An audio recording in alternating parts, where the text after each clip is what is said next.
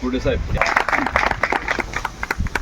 केशवराव धोंडगेचं नाव कायम राखणारे एकच आहेत, तेव्हा त्याचा विचार जरूर करावा सर्व जनतेने. बस थोडक्यात शिवाजी मोफत एज्युकेशन सोसायटीचे अध्यक्ष, ज्यांनी गेल्या कोरोनाच्या काळात जो भाऊचा डबा सुरू केला तो आजपर्यंत चालू ठेवणारे, ज्यांनी त्या डब्याच्या माध्यमानं त्या काळामध्ये या समाजाच्यासाठी उपयोगी पडणारे, त्याचबरोबर या कंधार लोहा विधानसभा मतदारसंघात जवळपास 5,000 वयोवृद्धांच्या डोळ्यांचे ऑपरेशन करून त्या काळात कंधार लोहा हा मतदारसंघ हा अंधमुक्त करण्यासाठी प्रयत्न करणारे, त्याचबरोबर कुठलाही समाज असो त्या प्रत्येकाच्या समाजाच्या धार्मिक कार्यक्रमामध्ये अन्नदानाचं योगदान आवर्जून देणारे, त्याचबरोबर आमच्या मुस्लिम बांधवांचा रमजान हा जो पवित्र सण आहे त्या सणामध्ये इफ्तार पार्टीचे आयोजन करून मुस्लिम आणि हिंदू या दोन्ही धर्माचं ऐक्य जोपासणारे, प्रत्येकाच्या दुःखासुखात सहभागी होणारे आपल्या सर्वांचे नांदेड जिल्हा परिषदेचे माजी सदस्य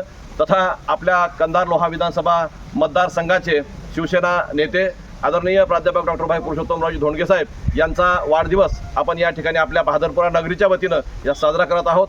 हा या ठिकाणी सर्वजण जमून खूप मोठ्या संख्येनं या ठिकाणी आलात, त्याबद्दल मी सर्वांचं या ठिकाणी धोंडगे परिवाराच्या वतीनं आपलं सर्वांचं या ठिकाणी हार्दिक स्वागत करतो. आपल्या सर्वांना मानाची जयक्रांती करतो, जय महाराष्ट्र करतो. आपली पुरुषोत्तम मास म्हणजे अधिक मास, आणि हा पुरुषोत्तम मासामध्ये पुरुषोत्तम धोंडगेचा वाढदिवस आला. हा योगायोग आहे आणि जन्म सुद्धा त्याच महिन्यातला. त्याच्यामुळं कारण हे योग खरं सांगायचं म्हणताना ह्या सगळ्या गोष्टी केशवरावजी धोंडगे साहेब साधत होते. पुरुषोत्तम मास आहे म्हणजे नाव पुरुषोत्तम ठेवलं पाहिजे, हीच भावना निश्चितपणे त्या काळात पुरुषोत्तम धोंडगे साहेबांची असली पाहिजे. प्रकारे सुरुवातच एका संताच्या नावावर झालेली आहे यांची, तेव्हा पुरुषोत्तम धोंडगे यांनी केशवरावचं नाव राखलेलं आहे आणि यापुढे तेच राखतील अशी मला खात्री आहे. केशवराव राखणार नाही असं मला नाही, किशोरी मुलगा आहे वडील, परंतु केशवरावचं नाव राखण्यासाठी जे काही गुण लागतात ते गुण पुरुषोत्तममध्ये आहेत, जरूर आहेत. राजकीय आहेत, सामाजिक आहेत, सेवेचे आहेत, सगळे गुण त्याच्यामध्ये आहेत. मला जवळ बघितलं आणि म्हणून सगळ्यांनी म्हणून आम्ही संस्थेचं अध्यक्षताला केलं. त्याचं वय माझ्यापेक्षा लहान आहे, मी सेक्रेटरी असतो तरी अध्यक्ष त्याला केलं आहे. मी का केलं? त्याच्या स्वभावामुळं, त्याच्या कामामुळं. तेव्हा त्याचं काम केशवरावच्या कामाच्या काही कुठे कमी नाही. केशवरावचं वेगळं असेल काम, वैधानिक राजकीय वगैरे, पण त्याच्या कामावर पावलापाऊल ठेवणे आणि काम सुरू ठेवलेलं आहे. ते खरोखर बोलायची गोष्ट आहे. तर आमची इच्छा आहे की आमदारचा मुलगा आमदार झालाच पाहिजे, म्हणून मुक्तेश्वर पुरुषोत्तमला आपण सर्वांनी पाठिंबा द्यावा अशी माझी विनंती आहे. आणि जरूर ते निवडून येतील. केशवरावचं नाव त्याच्या कामावर संस्थेचे अध्यक्ष झालेत. ते का केलं? वय आहे का माझ्यापेक्षा लहान वय आहे, ते आज सेक्रेटरी आहे, ते आधी माझ्यापेक्षा लहान अध्यक्ष आहेत. का केला मी त्याला? त्याच्या स्वभावामुळं, त्याच्या कामामुळं. आणि म्हणून केशवरावच्या नावात नुसतं नावच आहे असं नाही, तर त्याचं कामही आहे, सामाजिक कार्यही आहे.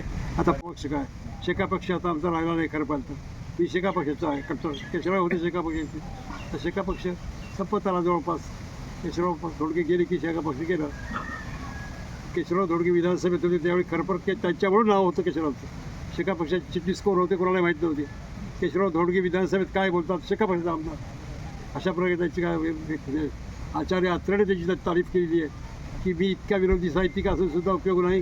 केशवराव धोंडगे अत्यंत मोठे साहित्यिक आहेत, राजकीय राजकारणी आहेत, असं तरी आचार्य अत्रेने तारीफ केली होती. पुन्हा त्याला मी घरी भेटायला गेलो होतो आचार्य मी त्यांनी कार्यक्रम ठेवला. माझी इच्छा होती यायची आज, आणि ते कार्यक्रमाच्या रूपात आलो.